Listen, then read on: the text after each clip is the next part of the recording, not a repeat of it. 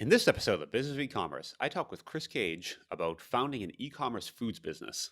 This is the Business of E-commerce, episode 120.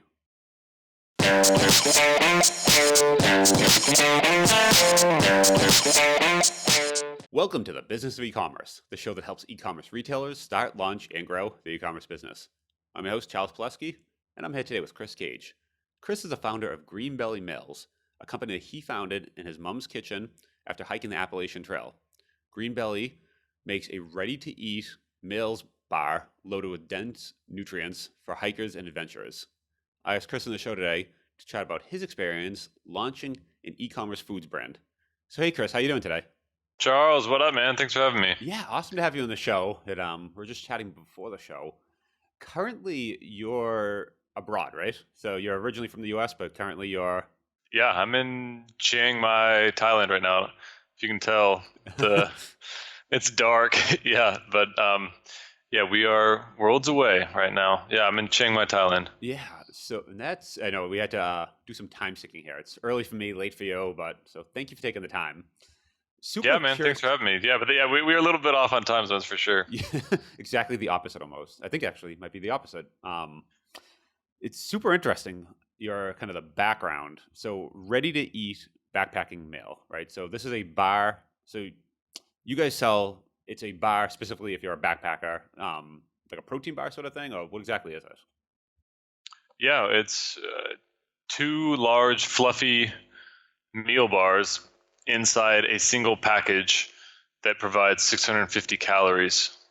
So we use all natural ingredients and really just try to focus on a high macro nutrient label. So high calorie, protein, fat, fiber, all that good stuff. So for hikers, which is my background, is I was a hiker and hiking the Appalachian Trail and hiking 20 miles a day for 6 months. That I said, hey, I was losing a lot of weight, and weight on your pack is a huge priority because you generally have maybe 100 miles or 5 days in between resupply points that you need to make sure that the food you are carrying in between those resupply points is as nutritionally dense as possible. So that was kind of where the idea came from, is creating a product that's going to be nutritionally dense. So if you're burning 5,000 calories a day and you have to carry all the food, in your pack for the next 5 days, it really needs to be dense. So started thinking about creating a really dense,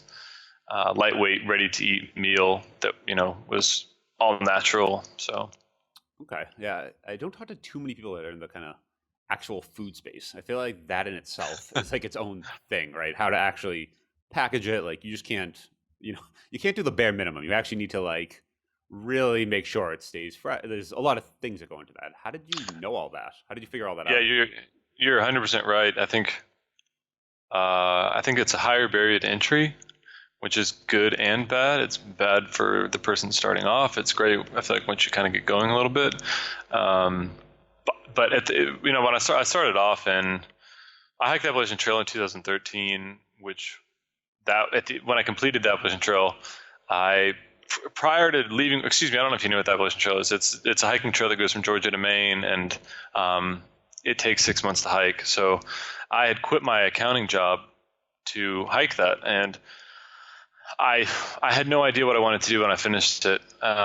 So I knew that I didn't want to go back to be an accountant, and I was kind of thinking about starting a business. And based on my hiking experience of the past 6 months, I was pretty familiar with the backpacking food market. And I said, you know what, I'm going to take a stab at this high calorie, ready to eat, meal concept. And I really didn't have that nailed down too much. I started tinkering in my mom's kitchen. So after the Appalachian Trail, I only had a little bit of savings left from being an accountant. So I was living at home with my parents and trying to come up with, this business idea for this meal. And at that time, it was actually just mixing like nut butters and peanut butters together, trying to get a high calorie, ready to eat thing together. And I quickly realized that this is not going to work, just mixing up stuff in my mom's kitchen. So, I started to think about working with somebody else. I knew this was going to be way over my head. I needed to be shelf stable. I needed to taste good. there are all these things that this food product had to be, and I realized very early on that it's over my head, and I needed to kind of hire somebody that knew on that front. So I really spent the last of my savings hiring that food scientist. And that's what they were called. The food scientist is somebody that can help you formulate a food product. So that was it. I really didn't know what I was doing. And I just thought, hopefully I had an idea of a concept that I wanted to work with. And I just worked hand in hand with that food scientist developing the product. And then I went to hiking festivals and handed out the samples and kind of got some feedback, making sure that what we had created tasted good and the concept seemed sound, and all that stuff. So I really just kind of went for it, those first 6 months, and I really didn't know what I was doing. How old were you then? So I'm 31 now. I guess I was about 26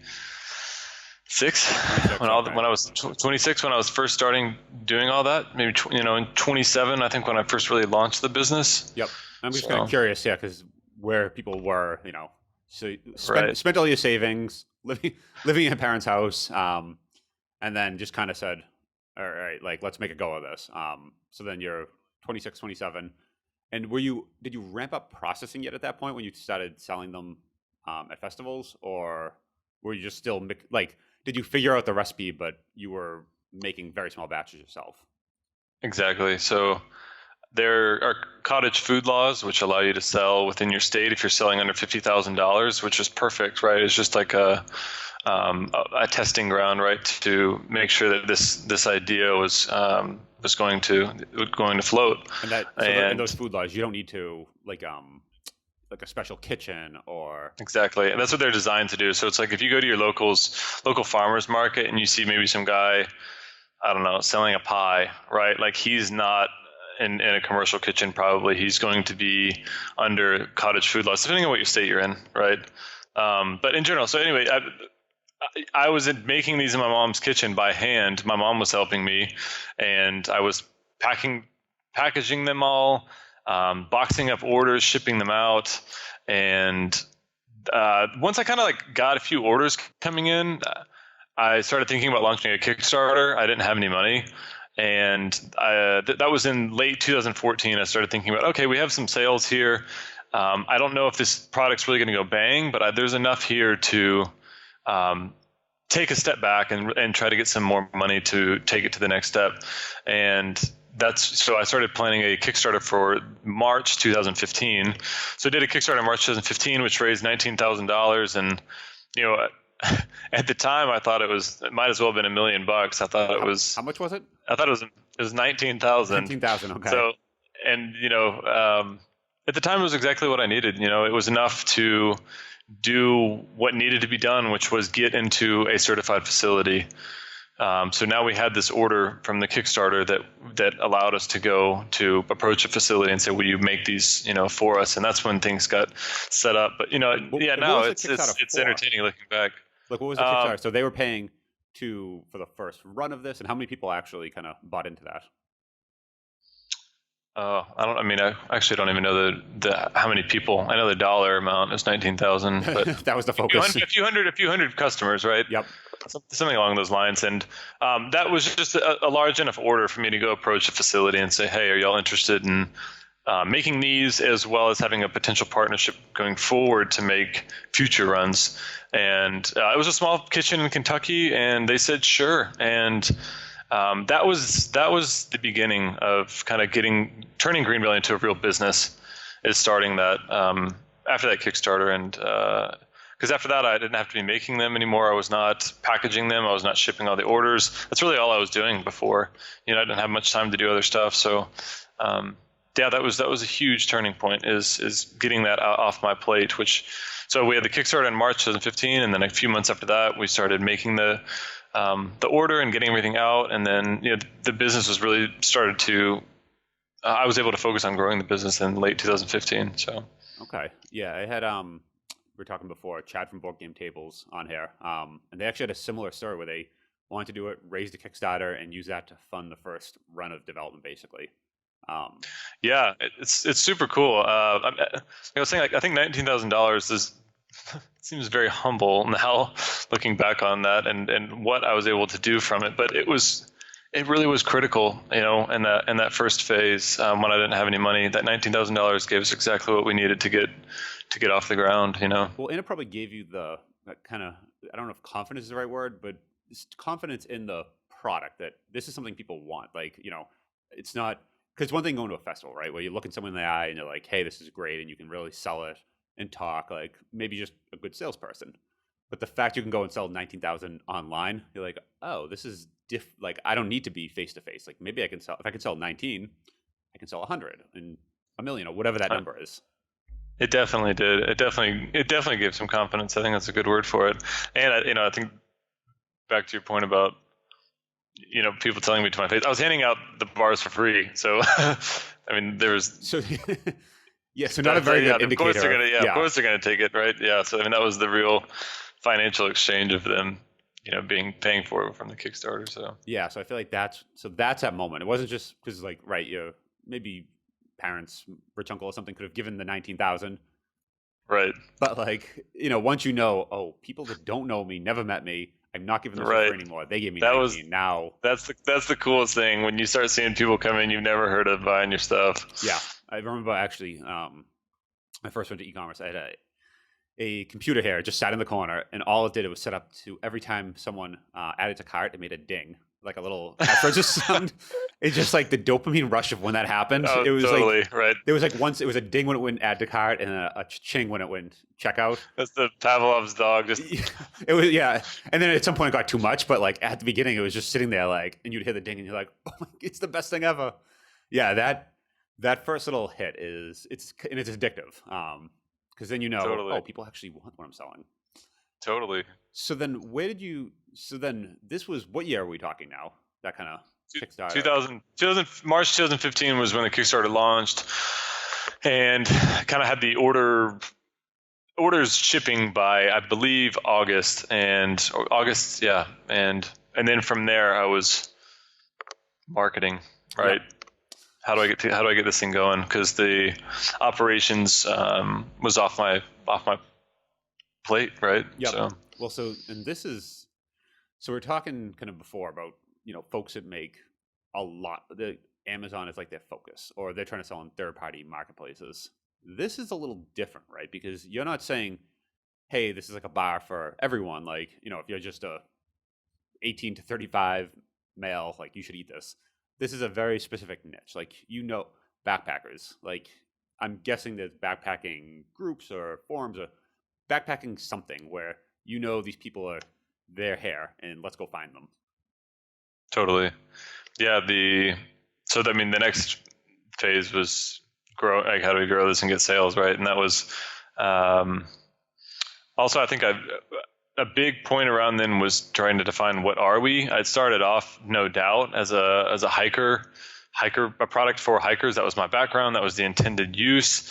But it was also like in our infancy, it was, we were getting all sorts of ideas. And when you're small, it's easy to be nimble. And lots of people were, talking about, well, maybe there's a better application for this for cyclists, or, maybe there's a better application for this for ultra marathon runners that are running, hundreds of miles. So that was kind of like, really, I was trying to just figure out where do we fit, right? It was so early enough that the marketing and branding really wasn't spot on. It didn't really need to be spot on. I was just kind of, feeling things out. And eventually I did really kind of come full circle back to the backpacking market.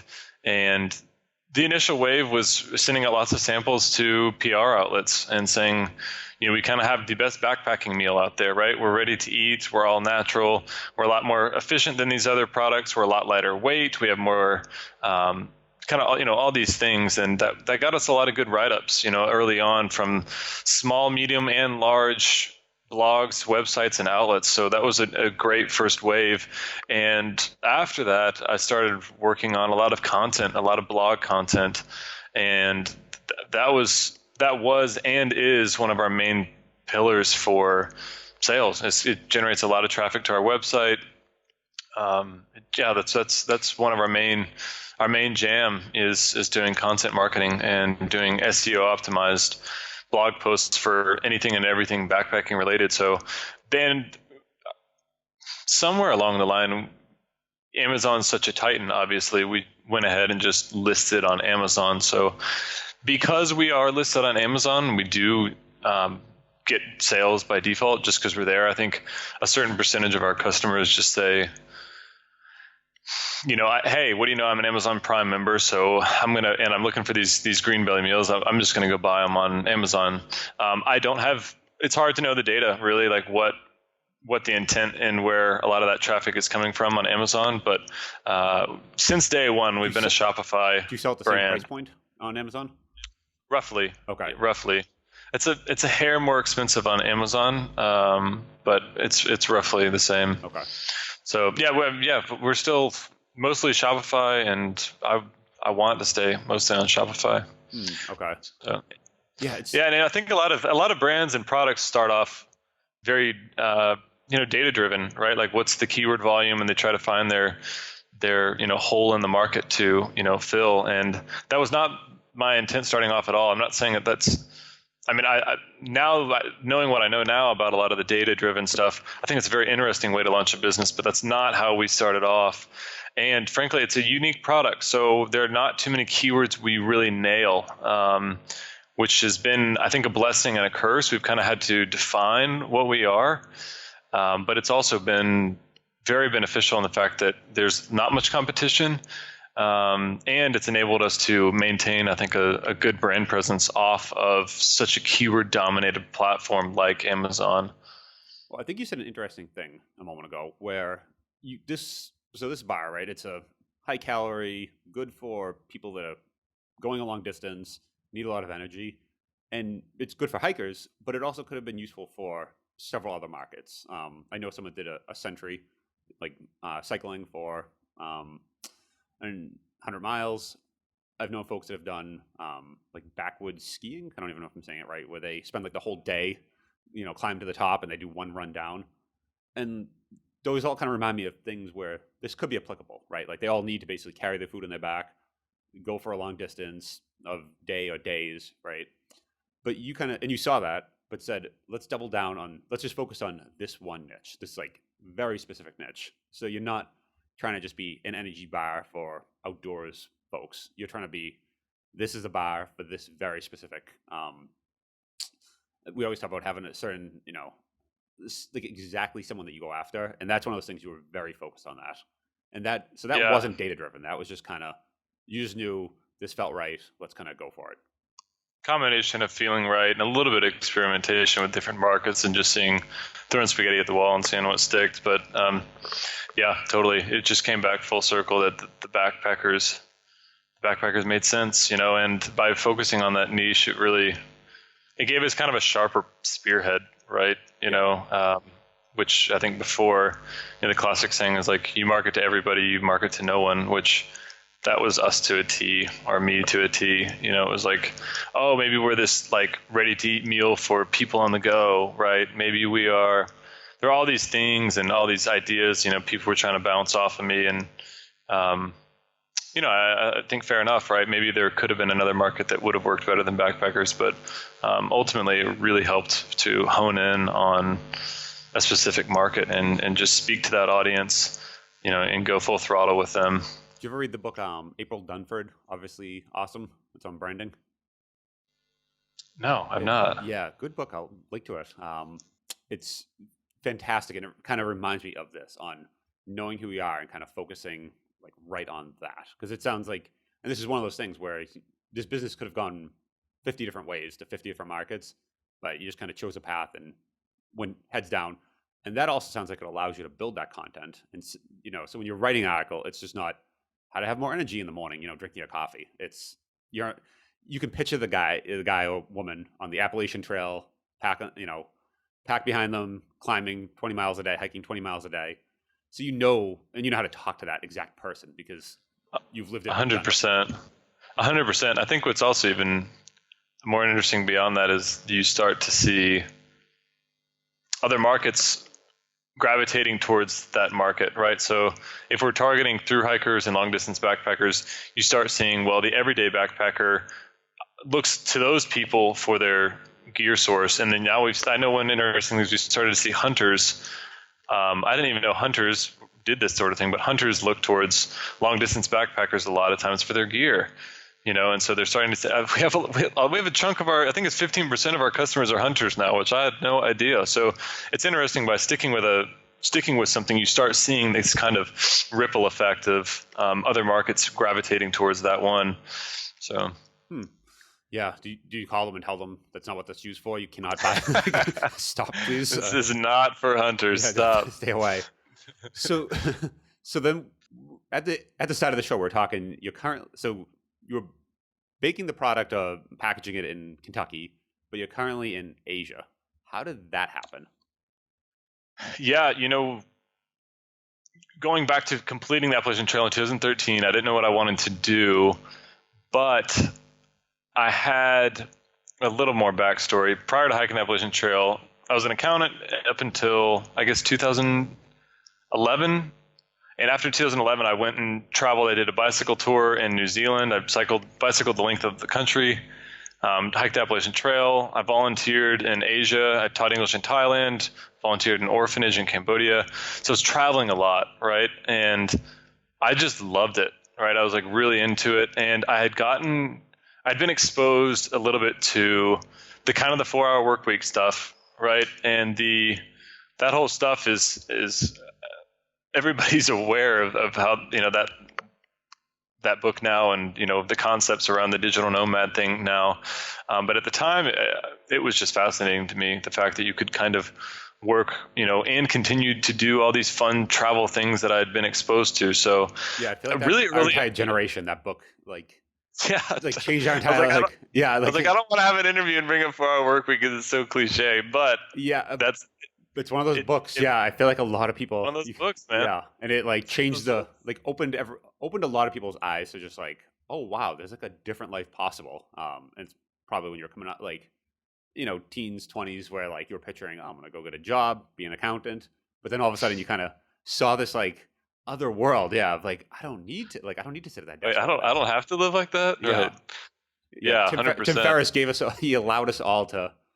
He gave us permission not to live like that, which is fantastic. Totally. Yeah. Thank you. Yeah, 100%. Yeah, 100%. So, I think so. Early on in the days of starting the business, I thought that was ultimately the goal, was not necessarily to make a ton of money or anything like that. It was, how do I fund a lifestyle where I can live wherever I want? Yep. So that was really I was trying to be an architect and make this kind of business work for me to live this lifestyle. So it took a long time for me to be able to really do that. But yeah, I'm in Asia now, and outsourcing production was crucial early on.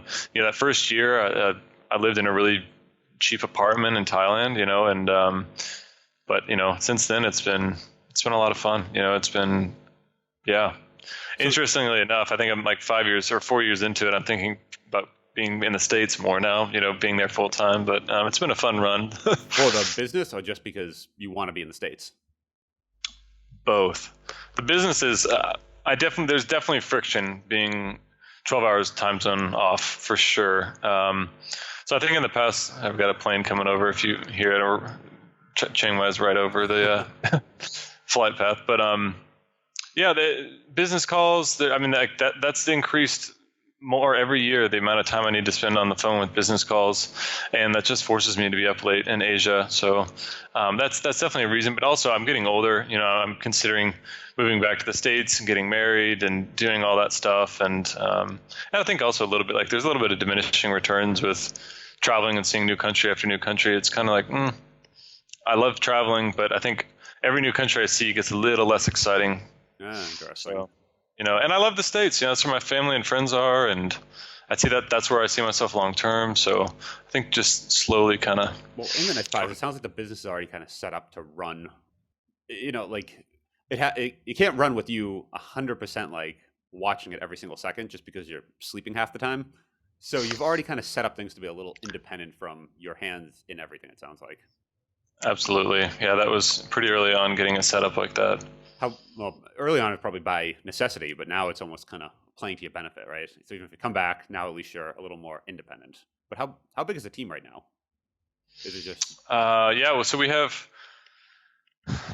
work with a co-packer, but we're their largest client, so they're more like a partner. Co-packer is somebody that you outsource your production to make your food, but we're their largest client, so they're kind of like a partner. So they're still contract labor though, but that's three to four-ish people there. We've got two full-time remote people online, and we've got two writers. Got a few other contractors that do graphic design, web development, that sort of thing. So roughly maybe 7, 8, ish, in that range, in that ballpark. It's funny now with the combination of remote and part-time and contractors. It's kind of like I feel like 20 years ago it used to be like a number, like 6. Now it's like it's like a little more fuzzy number. Right. If we were like a US based, like come into the office, it'd be much easier to define. But in like the remote day and age where we've got, like you said, you got all these plus half, plus half, plus half. I don't really know how that adds up to full time. Yep. Now, where do you see things going from here? Is the goal to build, is there more buyers you could sell to more backpackers that just haven't heard of you, or are there more products you go horizontal? Like, what do you kind of foresee things happening in the future? That's a great question. I've been toiling with for probably the past year. Really, is we've done so much SEO focused blog content. I mean, we're continuing to crank out that stuff. There's a lot. I mean, we're still relatively small. We've grown a lot over the past 4 years. I think we've, on average, nearly doubled in growth every year.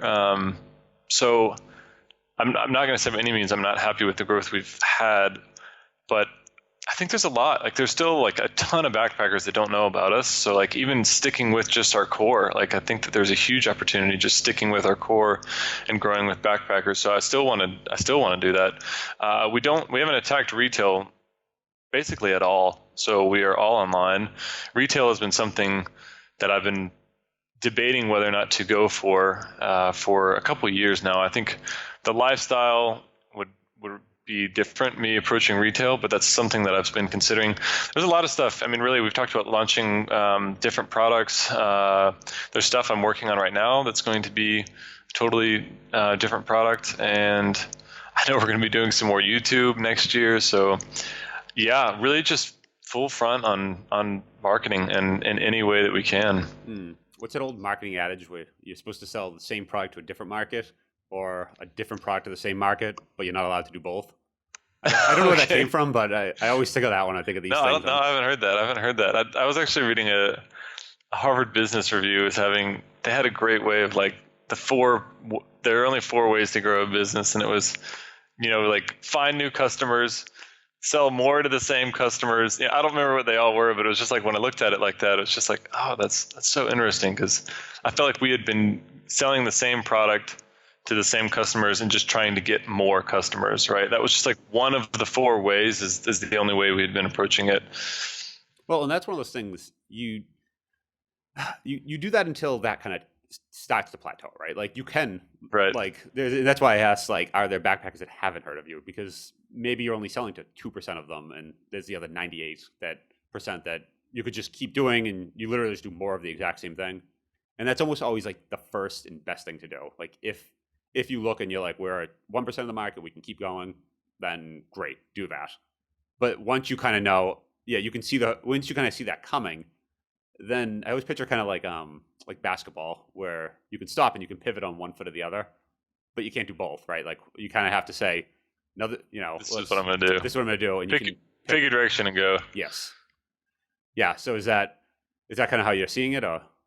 I don't have a sense of what our share is of the backpacking food world. I don't, but it's a massive market, right? Like if familiar with Mountain House, I mean, anything like that, any outdoor food is really the real market, right? Any adventure food, right? So that's massive. So I know that we have a small piece of that pie. So I would just say, like, I want a larger chunk of that pie. Yep.